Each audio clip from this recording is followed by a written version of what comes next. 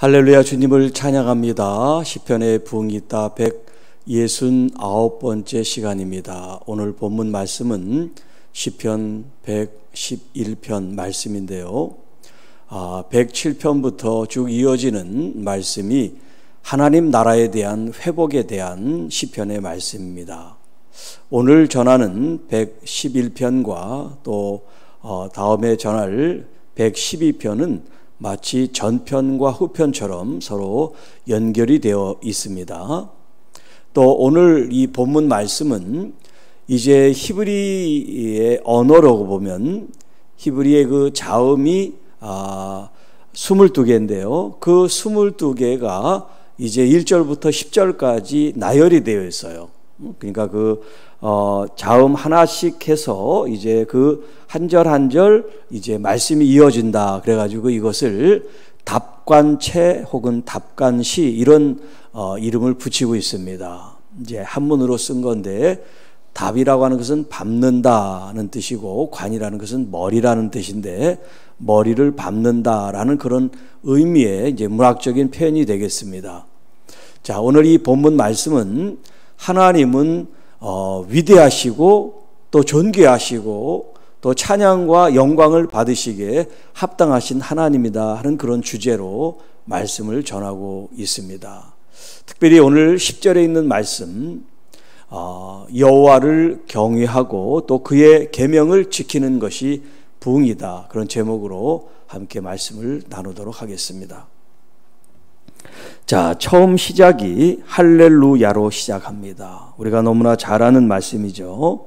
이 할렐루야라고 하는 말은 할렐루와 야라고 하는 말이 이렇게 같이 이제 겹쳐진 말씀이라고 할 수 있습니다. 이제 할랄이라는 말이 이제 동사인데 자랑한다, 찬양한다, 높이 드러낸다 하는 그런 의미가 있습니다. 그러니까 야는 야흐 해서 야훼, 여호와라고 하는 하나님을 가리켜요. 그 야흐, 하나님을 높인다, 자랑한다, 찬양한다, 그 말이 이제 할렐루야라고 하는 이제 단어가 되겠습니다. 자, 1절 시작도 할렐루야고요. 또 10절 마지막에 이제 마치는 말씀도 여호와를 찬양하고 있습니다. 그 찬양이 영원히 계속 되고 있습니다. 그러니까 이 하나님을 찬양하는 일은 한 번 이례적으로 끝나는 것이 아니라 이것이 미완성처럼 지속되고 있다고 그렇게 성경은 우리에게 말씀하고 있습니다. 다시 말하면 우리의 삶이 하나님을 찬양하는 것이 과거의 일이 되어서는 안 돼요. 물론 우리가 과거에도 은혜 받으면서 또 하나님 앞에 예배하면서 찬양을 했지만 지금 이 순간 내 상황과 상관없이 내가 어떤 환경과 여건에 처했느냐에 상관없이 하나님을 우리는 찬양해야 된다는 말씀이에요. 그것이 바로 할렐루야라는 말이 되겠습니다. 내가 정직한 자들의 모임과 회중 가운데에서 전심으로 여호와께 감사하리로다. 여기 이제 모임과 회중은 이스라엘 백성들의 그 모인 그런 사람들, 회중을 말하는데 어떤 회의를 말하는 게 아니라 그 모임을 말하는 거예요. 그러니까 그 모임이라는 것은 모인 사람들, 그 회중을 말한다는 거죠. 우리가 교회가 건물이 아니라 모여있는 사람들, 부름받은 사람들이 교회라고 하는 그런 의미가 있습니다. 여기 정직한 사람들의 모임과 회중 가운데서 전심으로 여호와 앞에 감사합니다. 그러니까 예배 때마다 제사 때마다 하나님 앞에 모이는 어떤 모임이든지 우리가 가장 먼저 해야 될 것이 무엇이냐? 하나님께 감사하는 일이라. 그냥 감사하지 않고 전심으로 내 마음을 다해서 하나님 앞에 감사하는 그 마음을 이렇게 표현하고 있습니다. 자, 그러니까 예배의 시작도 기도의 시작도 하루의 시작도 하루의 마침도 매 순간마다 여러분이 감사를 정말 몸에 배고 그 감사를 여러분이 정성을 담아서 하나님 앞에 올린다고 하면 여러분이 구구절절 기도하지 않아도 하나님께서 여러분을 책임져 주시고 채워주시고 이끌어 주실 줄 믿습니다. 그런데 감사는 없이 맨날 손만 벌려. 이것도 해주세요, 저것도 해서 왜 이렇습니까, 저렇습니까? 항상 불평과 불만 가지고 하나님 앞에 요구만 한다고 그러면 하나님의 그 마음이 어떻겠어요? 하나님께서 주신 것에 대해서 감사하고 기뻐하고 고마워하는 마음은 갖지 않고 자꾸 더 달라고 하니 이게 정상적인 것이지 아니죠. 우리는 하나님 앞에 내 손을 벌리기 전에 먼저 감사하는 마음으로 나가는 여러분이 되시기를 축복합니다. 감사만큼 위대한 신앙 고백은 없습니다. 자, 여호와께서 행하신 일들이 크시오니 이를 즐거워하는 자들이 다 길이로다. 여기 이제 여호와께서 행하신 일이라는 말들이 계속 이제 나옵니다. 3절에도 나오고 4절에는 기적이라는 말로 이렇게 표현이 되어 있습니다. 자, 여호와께서 행하신 일, 하나님께서 우리 교회와 성도들이 행하신 일이 가장 크게 뭘까요? 바로 구원하시는 하나님의 역사지요. 하나님은 구원의 하나님이시란 말이에요. 우리의 죄악 가운데, 죽음 가운데, 심판 가운데 우리를 건져 구원해내신 하나님, 우리를 구원하셨을 뿐만 아니라 우리를 먹이시고 입히시고 인도하시는 여호와 하나님, 우리의 보호자가 되시는 하나님, 그 하나님 행하신 그 일이 작지 않고 위대하고 놀랍다는 표현을 쓰고 있어요. 크시오니 이를 즐거워하는 자들이 다 기립니다. 하나님께서 하신 그 일을 기쁘게 여기고 감사하게 여긴 사람은 항상 그 말씀을 기억하고 마음에 새기고 잊지 않습니다. 여러분, 이스라엘 백성들이 출애굽할 때, 홍해를 건널 때, 또 여러 그 열각들과 싸울 때 하나님이 도우셔서 이기는 그런 경험을 했다고 하면 그 경험이 얼마나 값진 유산이겠어요. 그러니까 여러분, 믿음 생활하면서 여러분 삶 속에서 살아계신 하나님을 경험하고 경험하지 않는 건 천지 차이가 있는 거예요. 여러분, 우리 신앙이라는 것은 경험의 신앙입니다. 경험의 바탕을 두고 하나님 말씀이 우리의 경험, 우리의 삶의 근거가 되는 것은 살아계신 하나님의 말씀이기 때문에 그래요. 만약에 문자가 되고 활자가 되면 우리의 삶에 아무나 영향력을 끼치지 못한다고 하면 하나님은 살아계신 하나님이 아니시란 말이에요. 그냥 책에 기록된 하나님이지. 마치 그리스 로마 신화에 나오는 신화의 이야기에 지나지 않단 말이에요. 그러나 신화에 나온 그 이야기는 사람이 만들어 놓은 이야기지만 하나님의 이 성경 말씀은 사람이 지은 책이 아니에요. 하나님께서 계시해서 우리에게 주신 말씀이란 말이에요. 그러니까 이 말씀은 살아 역사는 능력이 있는 줄로 믿습니다. 그 말씀이 여러분과 함께 역동성 있게 생명력 있게 하나님께서 능력과 힘으로 일하신단 말이에요. 그것이 여러분에게 체험되고 고백되어지기를 축복합니다. 그의 행하신 일이 존귀하고 어미하며 그의 의가 영원히 서 있도다. 지금 말씀하신 하나님의 그 위대하신 역사들은 다 귀하고 소중하고 존귀하고 위엄이 있는 말씀이란 말이에요. 세상 사람들이 아무리 위대한 일을 해도 하나님이 하신 일과 비교할 수 없는 거죠. 그렇게 하나님은 이 세상을 창조하신 여호와 하나님의 역사이기 때문에 그렇습니다. 그 하나님 일을 하찮게 생각하고 그 하나님의 일을 세상 일로 생각한다면 안 되는 거예요. 4절, 그의 기적을 사람이 기억하게 하셨으니 여호와는 은혜로우시고 자비로우시도다. 이렇게 하나님께서 행하신 이 일들, 존귀하고 어미가 있고 하나님의 그 의가 서 있는 이 일은 하나님께서 은혜로우시고 자비로우시기 때문에 하나님이 하신 그 일은 그 일 자체가 아니라 그 일은 생명을 일으키는 일이고 우리의 모든 허물을 덮어주시는 일이고 우리의 모든 질병을 감싸주시고 치료하시는 일이고 얼마나 따뜻해요. 얼마나 훈훈해요. 얼마나 행복하고 얼마나 좋습니까? 일이라고 해서 딱딱하고 어떤 가시적인 어떤 성취만을 바라보는 그 성과적인 일이 아니라 한 영혼을 보듬고 사랑하고 위로하고 격려하시는 이 하나님의 이 기적 행하시는 이 일은 언제나 은혜롭고 자비롭습니다. 그리고 의롭고 정의롭습니다. 그리고 이 일은 진실하고 확실합니다. 좋죠? 응? 하나님이 이렇게 좋으신 분이란 말이에요. 우리가 믿는 하나님이 이렇게 영화롭고 따뜻하시고 자비로우시고 자유로우신 하나님이시란 말이에요. 혼자 쓸쓸히 외롭고 힘들고 병들고 아플 때 하나님의 이 선하시고 따뜻하시고 푸근하시고 자애로우신 이 사랑을, 이 헤세드를 여러분들이 마음껏 누리시기를 축복합니다. 다른 거는 구하지 못해도 하나님 이 사랑을 제가 경험하고 싶어요. 하나님 이 주님의 자비하심과 주님의 이 은혜로우심을 제가 더 누리고 싶습니다. 그렇게 주님의 그 마음, 주님의 그 심장, 주님의 그 거룩한 그 뜻 앞에 여러분 자신들을 내어 맡기시기를 바랍니다. 5절, 여호와께서 자기를 경외하는 자들에게 양식을 주시며 그의 언약을 영원히 기억하시리로다. 자, 여호와를 경외하는데 이것은 이제 제가 10절 말씀드릴 때 좀 더 자세히 말씀드리겠습니다. 하나님을 바라보고 경외하고 찾는 사람들에게 양식을 주신다. 물론 이 양식은 우리의 육신의 양식입니다. 그러나 육신의 양식뿐만 아니라 우리 영혼의 양식. 여러분, 이스라엘 백성들이 광야에서 농사짓지 않아도 하나님께서 만나와 메추라기를 통해서 매일매일의 양식을 공급해 주셨단 말이에요.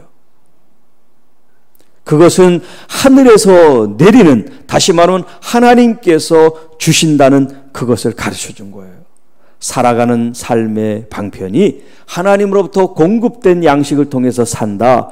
그래서 예수님께서 자신을 가리켜 나는 생명의 떡이다, 그렇게 표현하셨단 말이에요. 좀 바른 표현으로 얘기하면 예수님은 생명의 밥이에요.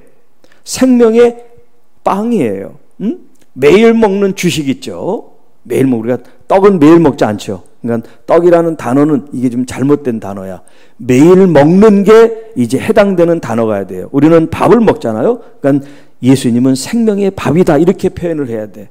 빵을 주식으로 먹는 서양 사람들은 예수님은 생명의 빵이다, 이렇게 표현해야 돼요.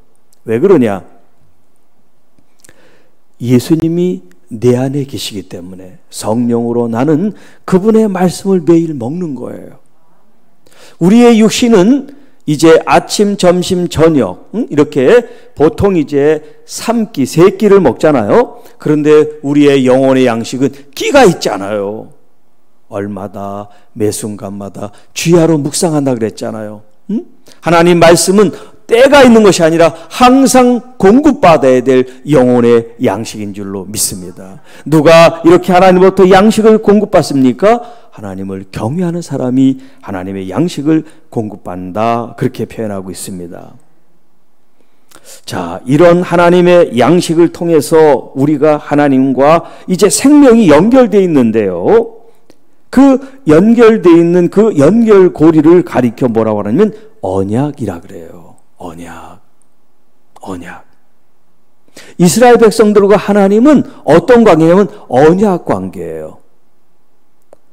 또 우리가 지금 신앙생활하고 있는 교회와 성도들과 하나님의 관계는 어떤 관계냐? 우리 또한 언약 관계예요. 그런데 이 언약의 내용이 좀 달라요. 구약의 언약의 관계는 이스라엘 백성들에 대해서 하나님이 되시고 이스라엘 그 백성들은 하나님의 백성이 되는 거예요. 그게 언약 관계예요. 그러나 예수 그리스도로 말미암은 이 교회와 성도들은 더 이상 하나님의 백성이 아니라 하나님의 자녀인 줄로 믿습니다. 이게 달라요. 여러분, 하나님의 백성이 되는 게 좋아요? 하나님 자녀가 되는 게 좋아요? 말해 못하겠습니까? 아무리 훌륭한 백성도 자녀만 못한 거예요. 하나님 우리를 자녀로 부르십니다. 그래서 하나님의 그 유업이 우리에게 임하는 거예요. 그게 바로 언약이라는 겁니다. 이 언약 관계를 통해서 하나님은 우리의 아버지가 되시고 우리는 하나님의 자녀가 된 거예요.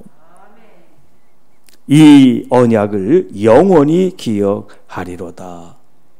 내가 누군지 아는 것은 하나님이 누구신지를 아는 거예요. 이걸 우리는 잊지 말아야 한다는 겁니다. 6절, 그가 그들에게, 그는 여호와 하나님입니다. 그들은 이스라엘 백성들이죠. 그가 그들에게 문나라의 기업을 주사, 문나라의 기업을 줬다는 것은 가나안 땅에 이미 살고 있는 사람들이 있었단 말이에요. 그런데 그들을 다 물리치시고 그 땅을 기업으로 하나님께서 이스라엘 자손들에게 분배하여 나누어 주었습니다. 이스라엘 백성들은 그렇게 하나님의 은혜를 받은 줄을 알라는 거예요. 여호와 하나님께서 행하신 일의 능력을 그들에게 알리셨도다. 하나님이 어떠신 분이신지 출애굽하면서 가나안 땅에 들어가기 전까지 하나님을 보여줬습니다. 하나님을 나타내줬습니다. 하나님의 능력과 권위를 그들이 목도하게 해 주셨습니다. 그의 손이 하는 일. 자, 2절에서는 여호와께서 행하신 일이라고 표현했어요. 또 4절에서는 기적이라고 표현했어요. 이제 7절에서는 여호와의 손이 하는 일이라고 표현을 하고 있습니다. 여호와께서 행하신 그 일, 은혜와 자비로 행하신 그 일은 진실과 정의로 하신 것이며 주님의 그 법도는 모든 것이 다 확실 가운데 행하십니다. 여기 이제 진실과 정의라는 말이 나오는데, 여기 이제 진실이라는 것은 진리라고 하는 에메트라고 하는 이제 단어를 쓰는데요. 뒤에 있는 확실하다 이 말은 이제 아만이라고 하는 그런 이제 동사로부터 나왔어요. 이 아만이라는 말이나 에메트라는 말이 다 같은 의미라고 그랬죠. 아멘. 이게 다 같은 그 어근에서 나온 말이에요. 진실하다. 확실하다, 신실하다, 변함이 없다, 거짓이 없다, 이런 의미로 쓰이고 있죠. 그러니까 하나님께서 하신 일은 거짓이 없는 것, 위선이 없는 것, 변함이 없는 것, 항상 진실하고 진리의 말씀에 따라 행하시는 그 일은 의롭다라고 할 수 있어요. 자, 영원 무궁토록 정하신 바요 진실과 정의로 행하시는 바로다. 하나님께서 손으로 하시는 그 일은 진실하시고 정의에 의한 하신 것이고, 또 이것은 영원 무궁토록 하나님이 확정하신 그 일이라는 거예요. 누구로부터 하나님이 말씀을 듣고 행하는 것이 아니라, 하나님이 기분이 이럴 때 저럴 때 변개하고 변동하고 바꾸는 것이 아니라, 하나님께서 정한 그 일이 이렇게 영원 무궁토록 하나님의 그 정하신 것이 그대로 지금 이루어지고 있다는 거예요. 그걸 우리는 가르쳐 하나님의 섭리라 그러죠. 하나님의 그 원대한 계획과 섭리에 의해서 이 역사는 이끌어져 가고 있다라고 말할 수 있죠. 자, 9절, 여호와께서 그의 백성을 속량하시며 그의 언약을 영원히 세우셨으니 그의 이름이 거룩하고 지존하시도다. 자, 여기 아주 중요한 단어가 나오는데요. 그게 뭐냐면 속량이라고 하는 단어예요. 속량.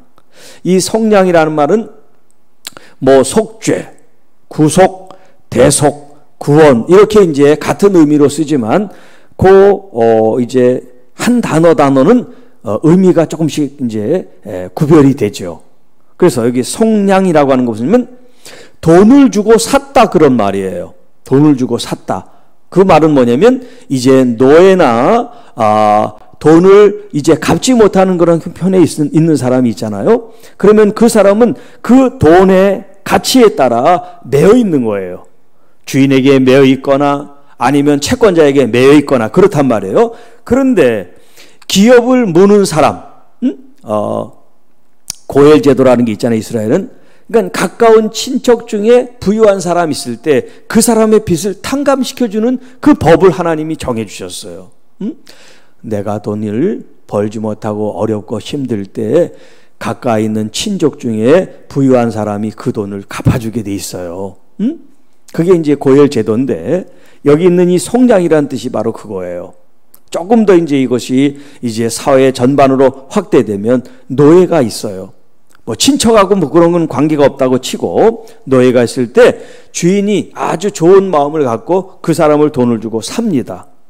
그러면 이 사람은 더 이상 이제 채권자에 의한 노예가 아니라 새로 주인이 바뀐 거죠.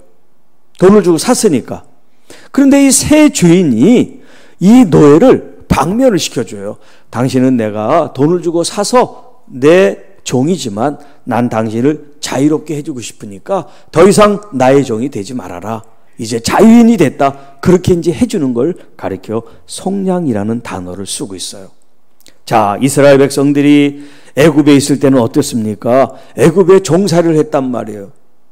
애굽 사람들로부터 탄압을 받습니다. 학대를 받습니다. 인격 모독을 당합니다. 그렇게 자유가 없는 그 백성들을 하나님이 자유케 해주셨잖아요.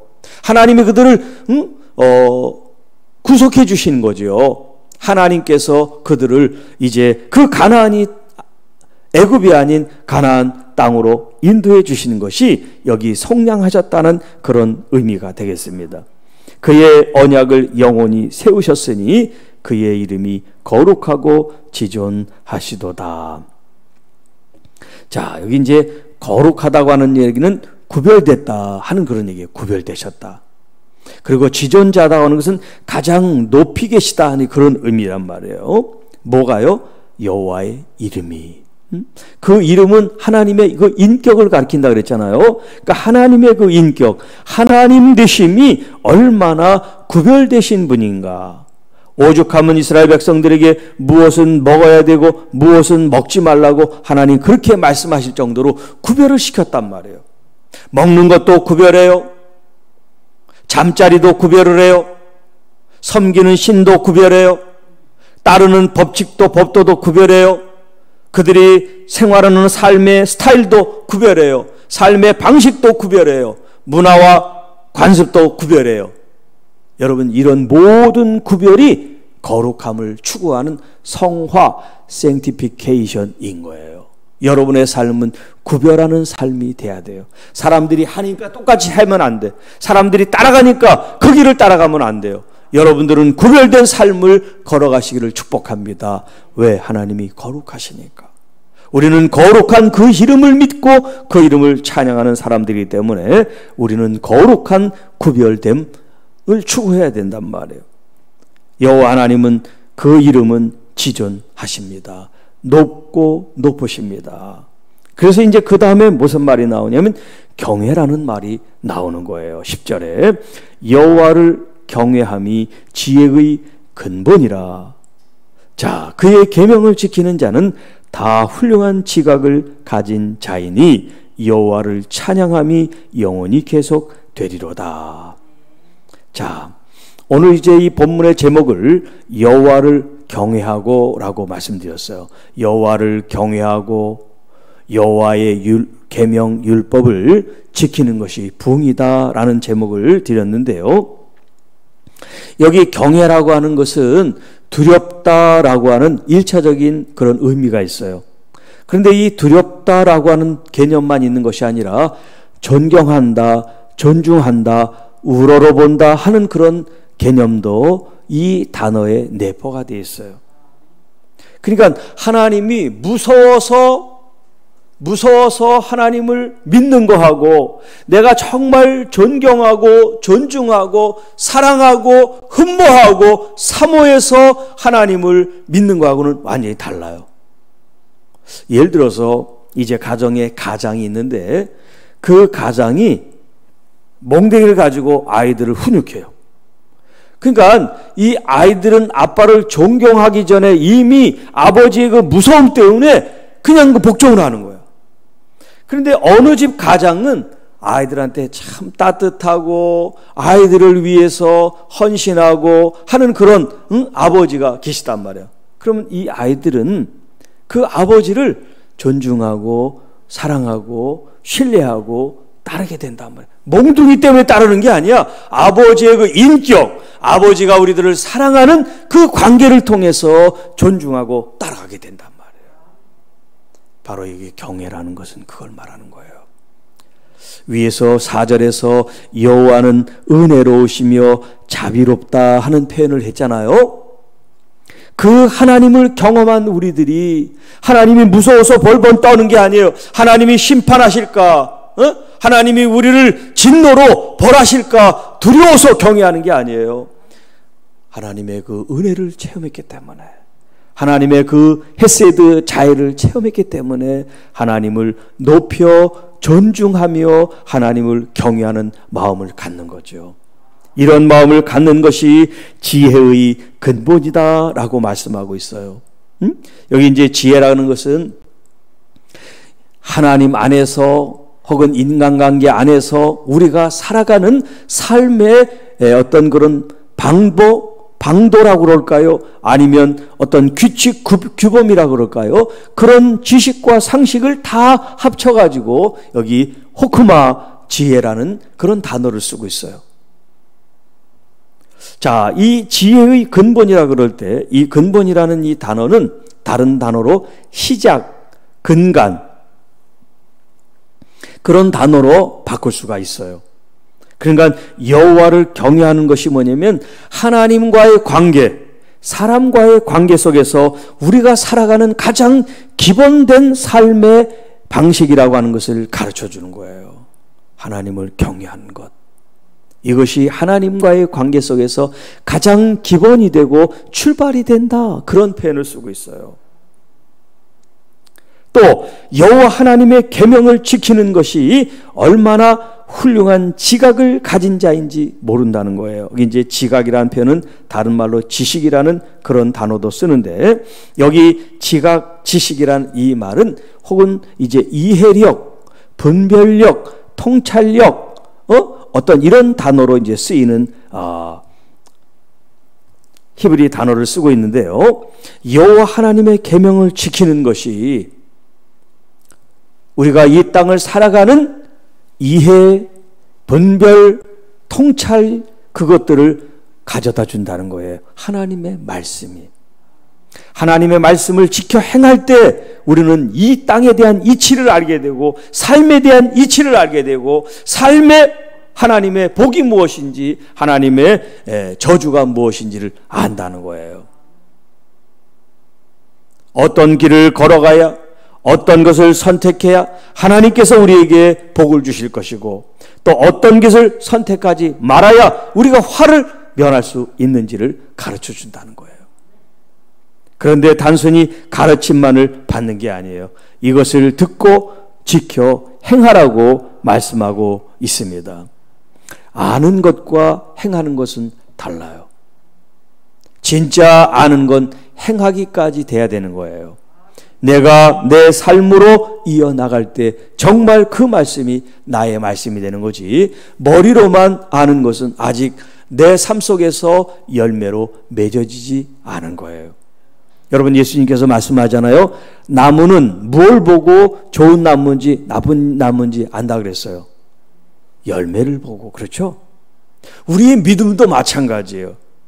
이 믿음이라는 이 나무가 열매를 무엇을 맺는지를 보고서 좋은 열매인지 나쁜 열매인지 아는 것처럼 좋은 믿음의 사람인지 좋지 않은 믿음의 사람인지를 아는 거예요. 뭘로? 열매를 통해서. 그 열매는 첫 번째 우리의 입술에서 나오는 말이에요. 말. 한번 여러분 믿는 사람들 잘 한번 말을 한번 잘 들어보세요. 그 사람이 부정적인 말을 하나, 험담을 하나, 어떤 말을 하나 한번 잘 귀 기울여보세요.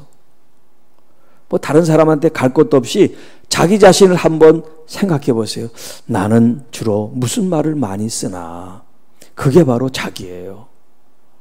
내가 입술을 벌려서 말할 때마다 다른 사람들을 위해주고 칭찬해주고 덕담해주고 잘되기를 바라면서 기도해주고 중보하는 사람은 그 열매가 나타난 거예요. 좋은 열매, 좋은 믿음을 가진 사람. 그런데 그 입을 벌리며 항상 남에 대해서 나쁜 말, 험담 이렇게 하는 사람은 그 믿음이 좋은 믿음이라고 할 수가 없는 거예요. 그러니까 이것은 뭐 배워서 되는 게 아니에요. 내가 하나님 말씀 안에서 아까 얘기했죠. 하나님께서 영의 양식을 공급한다고. 하나님의 그 말씀이 우리 속에 들어오면 나는 죽고 내 안에 주님이 살아 역사해야죠. 나의 생각은 죽고 주님의 생각이, 주님의 그 의지가, 주님의 뜻이 나를 지배하도록 주님께 맡길 때 나의 입술에 파수꾼이 생기는 것처럼 여러분, 이 입술로 축복과 저주를 같이 하면 안 된단 말이에요. 하나님을 찬양하고 세상을 찬양할 수 없단 말이에요. 오직 하나님께만 구별된 여러분들이 되시기를 주님의 이름으로 축복합니다. 이렇게 여호와 하나님을 경외하고 또 여호와 하나님의 이 계명의 말씀을 지켜 열매로 나타내게 될 때 이게 하나님이 우리에게 부여하시는 참된 부흥이다라고 말씀할 수가 있습니다. 그래서 여호와를 찬양함이 영원히 계속되리로다. 여호와를 찬양하는 일이 계속되리로다. 처음에도 제가 얘기했죠. 하나님을 찬양하고 감사하고 예배하는 것은 과거의 일이 아니라 현재 일이고, 이 현재는 진행되고 있다는 거죠. 완료된 것이 아니라 미완료처럼 지금도 여전히 진행되고 있는 거예요. 뭐가? 하나님을 찬양하고 예배하고 경배를 드리는 이 일이 멈추지 않고 계속 여러분 삶 속에 교회 안에서 이루어지는 일들이 될 수 있게 될 때 그 감사와 찬양을 통해서 하나님을 경외하고 존귀 영광 돌리는 그 일을 통해서 하늘의 비밀이 이 땅에 풀어지고 하나님이 부으시는 부흥의 불길이 교회와 성도 여러분들을 통해서 나타나게 될 줄로 믿습니다. 오늘 하루도 기대하십시다. 하나님께서 나와 함께 계시면 내가 하는 말들, 내가 생각하는 것들이 나는 죽고 내 안에 사신 주님께서 하실 수 있도록 전폭적으로 주님께 내어드리는 저와 여러분이 되시기를 주님의 이름으로 축복합니다. 하나님 아버지, 감사와 영광을 돌립니다. 하나님을 정말 그 사랑과 자애와 인자와 은혜와 그 따뜻함을 경험함으로 하나님을 높여 존중하며 경외하며 우리가 날마다 감사와 찬양과 경배와 예배를 통하여 주님께 나아가는 예배자가 되기를 원합니다. 우리가 손을 벌려 주님께 무엇을 구하는 자들이 아니라 이미 주신 것에 감사하며 아니 없을지라도 주님만으로 저희들이 만족함을 얻고 감사하는 귀한 생명체 영혼들이 돼서 우리의 삶의 어떠한 환경, 여건 속에서도 주님을 높여 영광 돌릴 수 있는 저희들과 저희 교회가 되게 하셔 주시고 또 우리의 삶의 곤고와 질병과 아픔과 좌절과 상처들이 있을 때 더욱 주님을 바라보고 더 주님을 사모하고 더 주님을 갈망하고 주님을 목말라 하는 저희들이 되게 하여 주셔서 전심으로 찾고 찾는 자가 만나리라 약속하신 것처럼 주님을 경험하는 믿음, 주님을 체험하는 믿음, 주님과 함께하는 삶의 믿음의 역사가 나타나게 하여 주옵소서. 그래서 우리의 믿음이 산 믿음이 되게 하여 주옵소서. 아름다운 열매로 충만한 믿음이 되게 하여 주옵소서. 행함이 없는 죽은 믿음이 아니라 살아 역사하는 믿음으로 하나님께 영광 돌리게 하여 주옵소서. 오늘 하루도 주님과 더불어 함께 하기를 원합니다. 우리의 가정에서 자녀들과 함께 하시고 손에 수고하는 모든 일들 가운데 같이 하여 주시고 특별히 하나님 여러 가지 질감 가운데 있는 우리 성도들을 주님께서 만져주시고 하나님 수술 후에 치유받는 이런 회복되는 모든 과정들이 하나님의 손길과 은혜로 더 단단해지고 강건해지는 은혜가 있게 하여 주옵소서. 오늘도 주님 기대합니다. 동행하여 주시고 함께 하심을 믿사옵고 우리를 구원해 주신 우리 구주 예수님의 이름으로 감사하며 축복하며 기도하옵나이다.